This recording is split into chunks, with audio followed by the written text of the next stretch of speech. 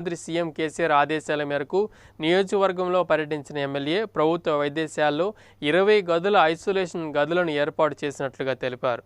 రద్దీగా ఉండే కూరగాయల మార్కెట్ని ప్రభుత్వ బాలుర ఉన్నత పాఠశాల గ్రౌండ్స్కి మార్చినట్లుగా తెలిపారు. అక్కడ వచ్చే ప్రతి ఒక్కరూ సోషల్ డిస్టెన్స్ని పాటించాలని సూచించారు.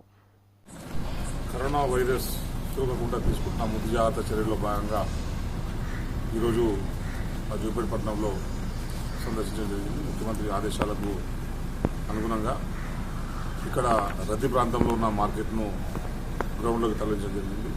అట్లా కిరాణా షాపులు కానీ కూరగాయల మార్కెట్లో ఎక్కువ రేట్లు అమ్మకుండా కూడా అందరితో మాట్లాడి సాధారణ రేట్లకు అమ్మే విధంగా కూడా వాళ్ళందరితో మాట్లాడడం జరిగింది. అట్లాగే హాస్పిటల్ను కూడా సందర్శించి హాస్పిటల్లో కరోనా వైరస్ సంబంధించిన ఐసోలేషన్ వార్డ్స్ను ఏర్పాటు చేయడం జరిగింది. ఇక్కడ 20 బెడ్స్తోని ఐసోలేషన్ వార్డు కూడా ఏర్పాటు చేయడం జరిగింది. అయితే ఇక్కడ ఏం లేదు కానీ ముందు జాగ్రత్త చర్యగానే మేము వీటన్నిటిని చేయడం జరిగింది. ప్రజలందరూ కూడా అప్రమత్తంగా ఉండాలి. ఇంకా ఎవరు కూడా ఇంట్లో వచ్చి బయటికి రావద్దు. ఏదో పొద్దంతా మేము ఇంట్లో ఉన్నాం కనుక సాయంత్రం కూడా బయటకు వస్తామని చెప్పి ఎవరైనా బయటకు వస్తే అది మీకే నష్టం జరుగుతుంది. దయచేసి అర్థం చేసుకోండి.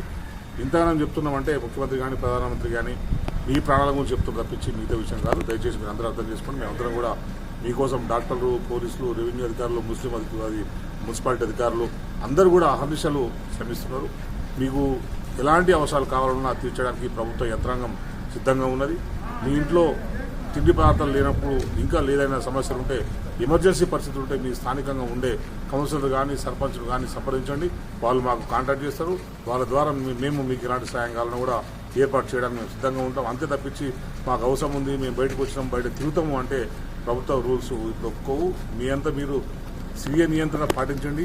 స్వీయ నియంత్రణ ఎవరైతే పాటించారో వాళ్లకు ప్రభుత్వ నిబంధనల్ని బలవంతంగా అయినా సరే అమలు చేసే విధంగా చర్యలు తీసుకుంటారు. మీరు చాలా సంఘటనలు చూస్తున్నారు.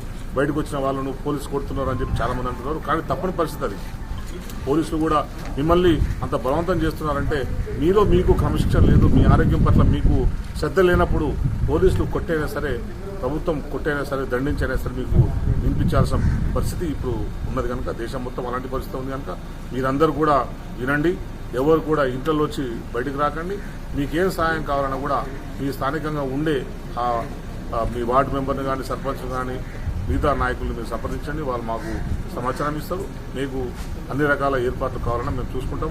అంతే తప్పించి ప్రభుత్వం ఎలాంటి ఏర్పాట్లు చేస్తలేదని చెప్పి మేమే బయటకు వచ్చేసుకుంటామనే మొండితనంతో పోవద్దని చెప్పి నేను ప్రజలందరికీ విజ్ఞప్తి చేస్తున్నాను. ఇది మీ ప్రాణాలకు సంబంధించింది. మీ ప్రాణాలని మీరు కాపాడుకునే బాధ్యత మీ మీద ఉంటుంది. మన ప్రభుత్వం కూడా బాధ్యత వ్యవహరిస్తుంది. బాధ్యతాయుతంగానే అందరికీ కూడా చెప్పే ప్రయత్నం చేస్తుంది కనుక మీరు దీన్ని ఫాలో అవ్వాలని చెప్పి అందరికీ కూడా నేను విజ్ఞప్తి చేస్తున్నాను.